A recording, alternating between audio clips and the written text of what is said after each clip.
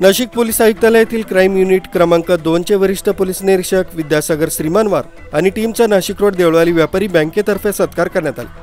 व्यापारी बँकेच्या मुख्य शाखेत मंगळवारी सत्कार समारंभ पार पडला। अल्पबचत प्रतिनिधीला लुटणाऱ्या आरोपींना 24 तासात अटक करून क्राईम युनिट 2 ने उल्लेखनीय कामगिरी केल्याने बँकेतर्फे सत्कार करण्यात आला।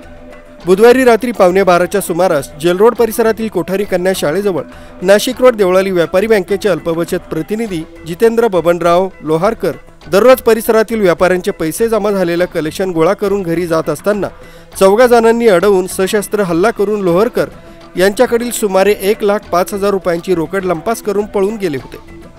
वरिष्ठ पोलीस निरीक्षक विद्यासागर श्रीमानवार यांच्या मार्गदर्शनाखाली प्रकाश भालेराव, बाळासाहेब शेळके, विलास गांगुर्डे, शंकर काळे, अतुल पाटील, राजेंद्र घुमरे आदींनी सापळा रचून सिन्नर फाटा येथील हॉटेलजवळ संशयित आरोपींना ताब्यात घेतलं।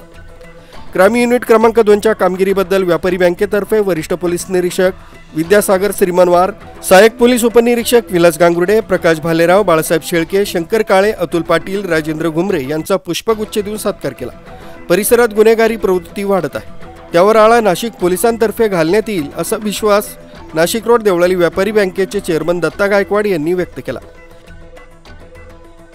देवळाली व्यापारी बँकेच्या वतीनं आज या ठिकाणी विद्यासागर वरिष्ठ पोलीस निरीक्षक व त्यांच्या टीमचा बँकेच्या वतीने आम्ही सत्कार केलेला आहे।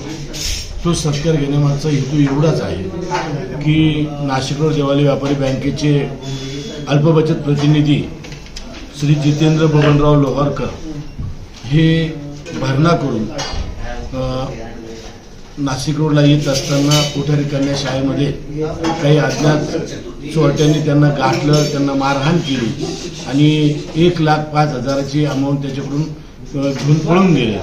आणि 2 दिवसांमध्ये नाशिक रोड पोलीस स्टेशनचे आमचे जे अधिकारी आहेत त्यांनी युनिट 2 चे अधिकारी आहेत त्या सर्व लोकांनी अतिशय तत्पर आणि ताबडतोब त्या आरोपींना अटक केली। त्यांच्याकडून जो 45,000 रुपयाचा माल जप्तही केलेला आहे आणि ताबडतोब त्यांना अटक केली। चांगलं कर्तव्यदक्ष अधिकारी आणि म्हणून नाशिक रोड देवळाली व्यापारी बँकेच्या वतीने त्यांचा सत्कार या ठिकाणी आयोजित करावा ही भावना आमच्या संचालक मंडळाची होती आणि म्हणून आज त्या सर्व लोकांना अधिकाऱ्यांना आम्ही या ठिकाणी बोलवलं, त्यांचा सत्कार घेतला आणि त्यांना विनंती केली की भविष्यामध्ये नाशिक रोडमध्ये जी काही गुन्हेगारी प्रवृत्ती वाढती त्याला ताबडतोब आळा घाला।